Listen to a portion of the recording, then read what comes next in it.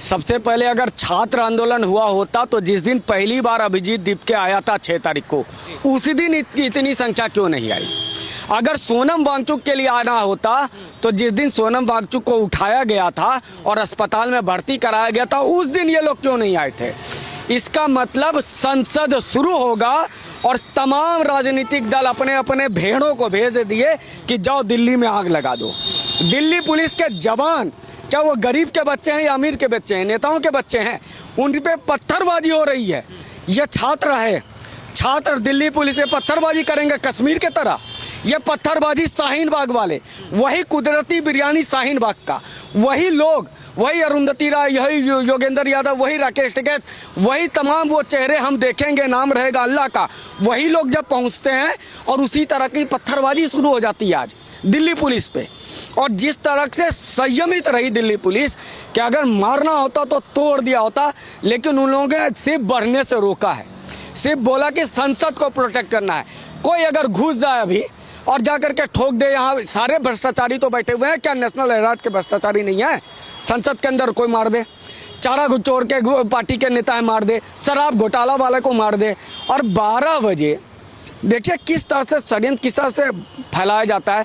सुबह 6:30 बजे सोनम वांगचुक कहते हैं कि हमारी 3 मांग है, ट्विटर पे लिखित कहते हैं, उसमें इस्तीफा का कोई मामला नहीं था। उसमें वो कहते हैं संसद पर चर्चा हो, मुझे कहीं शिफ्ट कराया जाए वगैरह वगैरह।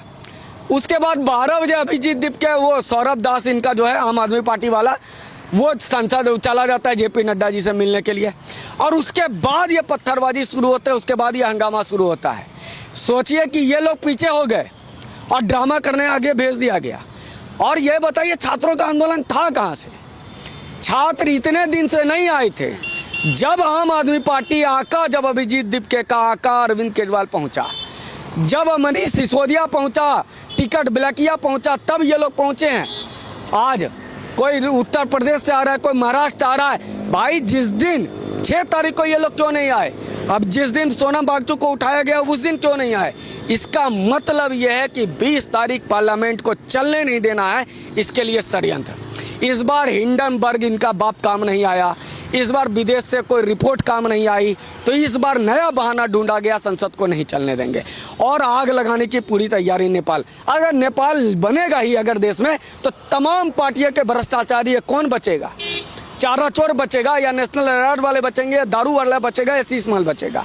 जरा समझ में इनको बात नहीं समझ में, इनको लगता है कि मोदी हटा देंगे हो जाएगा। अरे जनता के हाथ में अगर आ गया उस दिन कोई नहीं बचोगे, ये समझ में नहीं आता है तुम्हें। और जनता कभी भी आंदोलन नहीं करते। छात्र ये कह रहे हैं, छात्र छात्र छात्र छात्र का आंदोलन। किसान नेता क्या कर रहा है वहाँ, वो अरुंधति राय जो कहती है कश्मीर को पाकिस्तान को दे दो, कश्मीर को आज़ाद कर दो, वो वहाँ क्यों मंच पे आई। वहाँ मंच पे वो महिला जो मुख्तार अंसारी के घर की बहू है, नारायण, वो मुख्तार अंसारी के रिश्तेदार है, ये जनता को जानना चाहिए। वो महिला वहाँ खड़े होकर कह रही है कि हम देखेंगे, नाम रहेगा अल्लाह का, सारे बूथ गिराए जाएंगे, मतलब सारे प्रतिमाएं भगवान की गिरा देंगे। ये छात्र का मामला था। मंच से वहाँ सोनम वांगचुक को शिक्षा मंत्री बना दो। क्यों अरविंद केजरीवाल, यहाँ तो दिक्कत है ना, तुम्हारा पंजाब में सरकार है ना, वहाँ तो ये तो दारू भी नहीं पीते सोनम वांगचुक, वहाँ पंजाब में बना दो शिक्षा मंत्री, क्या समस्या है। पंजाब का शिक्षा मंत्री बना दो ना, तो तुम इधर उधर की मांग कर रहे हो। तो ये पूरा षड्यंत्र इसलिए किया गया क्योंकि पंजाब में ये किसान आंदोलन नेता आंदोलनजीवी राकेश टिकैत पहुँच गए वहाँ। पाकिस्तान से बात होना चाहिए, पड़ोसी से संबंध खराब है। कर्नाटका में मार्च 2025 से यानी 1.5 साल से कर्नाटक के किसान आंदोलन कर रहे हैं। जंगल काटे गए, मजदूरों के, किसानों का जमीन कब्जा किया जा रहा है सरकार के द्वारा। 1.5 साल से आंदोलन चल रहा है। ये राकेश टिकैत वहाँ नहीं जाता है, यहाँ आ जाता है सीजेपी पे। क्या कारण है, वहाँ से पैसा मिल रहा है। भोगे यहाँ कांग्रेस के तुम पाले हुए लोग हो, वहाँ कर्नाटक में क्यों नहीं जा रहे। कल पंजाब में मारा है पंजाब पुलिस ने, कल युवाओं को पीटा गया है, नौकरी पेशा लोगों को पीटा गया है, वहाँ पर आंदोलनजीवी कोई नहीं जाता है। कोई ये जितने भी अल्लाह नाम रहेगा और तमाम वाले ये क्यों पहुँच गए वहाँ, नारे क्या लग रहे हैं। मंच से नीट के मामला बात नहीं हो रहा, मेरा लिंग मेरी मर्जी ये किया। और दूसरी बात, यह आंदोलन पे कभी कमेंट करेंगे, सबके बच्चे की लड़ाई लड़ रहा है। प्रेमानंद महाराज जी ने पेपर लीक कराया क्या, उनको गालियां क्यों दी जा रही थी? उनको सीता के पति श्री राम जी ने ये पेपर लिख कर आया है क्या? उनको गालियां क्यों दी जा रही थी? ये अरुंधति राय, योगेंद्र यादव का शिक्षा से क्या मतलब है? ये योगेंद्र यादव तो वही है ना, जब यूपीए की सरकार थी, जब भ्रष्टाचार और लगातार आंदोलन चल रहा था, तब ये दबा रहे थे। तब तो ये एनएससी का मेंबर बना हुआ था, सोनिया गांधी के प्राइवेट कैबिनेट का मेंबर था। यह क्या बताएगा छात्र नेता क्या होता है? मैं छात्र राजनीति से आया हूँ, छात्र संघ से आया हूँ और जम के छात्र राजनीति किया, लेकिन देश हित से कभी समझौता नहीं किया, राष्ट्र हित से और धर्म से कभी समझौता नहीं किया है। कभी मेरे चेहरे को जानते होंगे लोग कि मैं छात्र संघ से आया।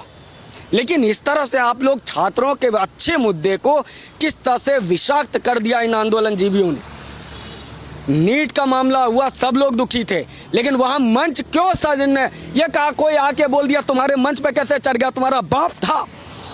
तुम वहां पे दिल्ली पुलिस का जवान गरीब का बच्चा होता है, कोई अमीर का बच्चा नहीं होता है। ये कह रहे थे जंजी निकलेगा, जंजी निकलेगा। राहुल गांधी के घर में भी जंजी है ना, निकला क्यों नहीं? अरविंद केजरीवाल के घर में बच्चा जंजी है ना, निकला क्यों नहीं? मनीष सिसोदिया का बच्चा क्यों नहीं निकला? अगर दिल्ली पुलिस फायरिंग कर देती तो गरीब का बच्चा मर जाता, फिर वो लाश। ये परेशान क्यों थे? क्योंकि देश चाहता था कि सोनम वांगचुक हड़ताल से ऊपर उठे, और ये लोग चाह रहे थे कि आंदोलन के कारण ये धरती से सोनम वांगचुक उठ जाए। क्यों? क्योंकि इन्होंने कहा 700 किसान मर गए, एक लाश नहीं दिखा पाए। 100 लोग मर गए नोटबंदी में, एक लाश नहीं दिखा पाए। ये लाश ढूंढने वाले ये सोनम वांगचुक की लाश को लेकर के घूमते कि पंजाब का चुनाव खत्म हो जाए, उत्तर प्रदेश का चुनाव खत्म हो जाए। अरे वो आंदोलन कर रहे हैं, उन्होंने तो मांग नहीं कर रहे हैं। आज उन्होंने तो लिखित मांग नहीं किया ना कि इस्तीफा का, और ये बात कर रहा है इस्तीफा का। आज आम आदमी पार्टी, कांग्रेस पार्टी चोंच लड़ा रहे हैं। 15 मंत्रियों का फोटो लगा के बैठे थे ना जंतर मंतर पर, मांग रहे थे इस्तीफा।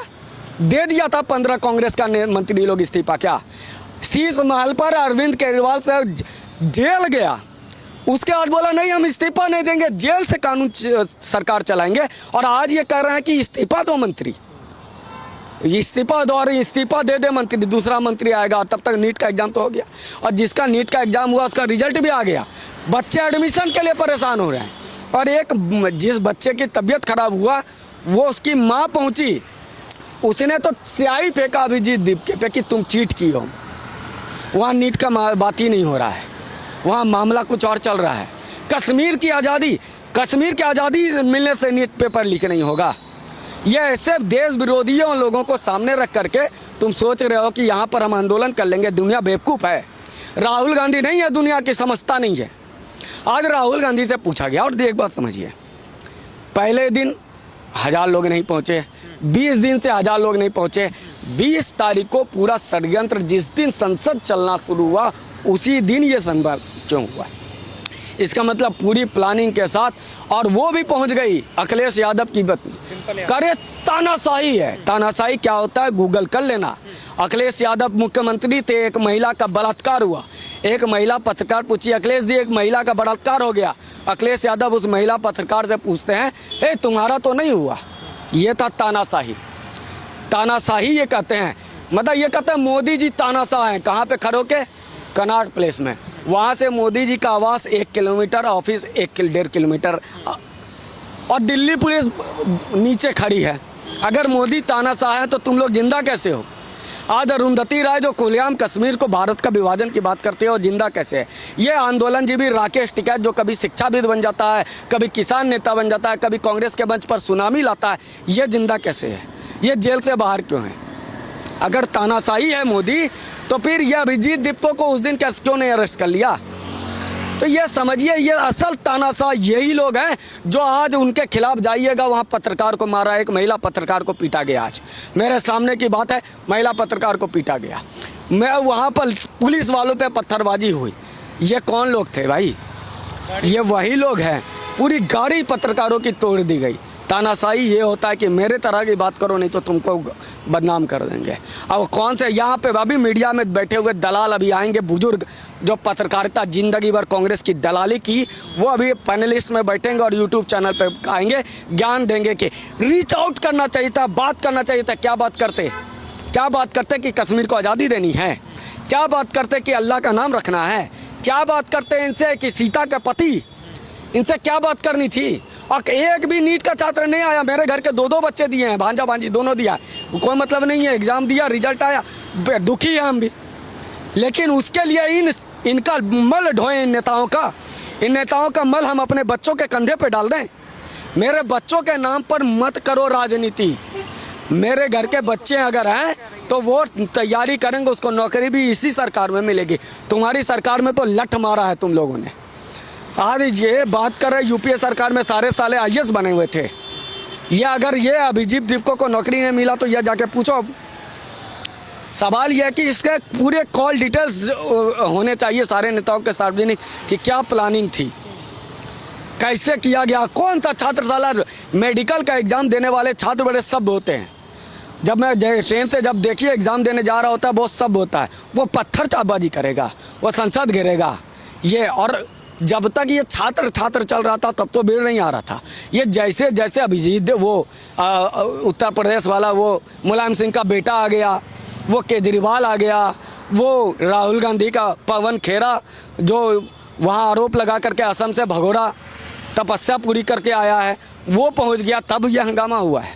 और मनीष सिसोदिया, अभी दिल्ली में 108 स्कूल जर्जर अवस्था में गिराने का ऑर्डर हुआ है।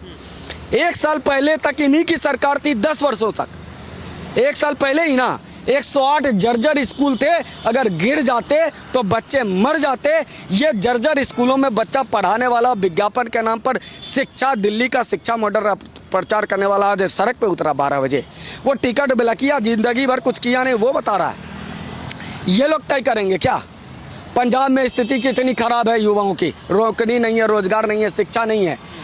500 से ज़्यादा युवा नशा के ओवरडोज के कारण मर गए हैं, एनसीआरबी का रिकॉर्ड है।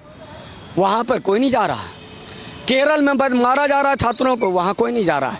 यहाँ इसलिए आ गया क्योंकि यहाँ, अरे राकेश टिकैत को क्या मतलब है छात्र नेता से? योगेंद्र यादव, अरुंधति रॉय, निवेदिता नारायण, मुख्तार अंसारी के फैमिली की बहू है ये, हामिद अंसारी की। ये लोग आकर के वहाँ पर नाराज मंच पे बैठे हुए थे और सोनम वांगचुक के सामने, और हमें बता रहे हो कि हमें समझ में नहीं आता है। आंदोलन अच्छा मुद्दे को हाईजैक करके आंदोलन जीवियों का फिर से ये परजीवी ये लाश ढूंढते हैं ताकि उससे कुछ दिन चला जाए। ये 2022 में उत्तर प्रदेश की सरकार गिराने की तुम कितनी भी कोशिश कर लो, वहाँ एक बुद्धिजीवी और वहाँ का एक अनपढ़ हर व्यक्ति जानता है कि सुरक्षा मिली है उत्तर प्रदेश में।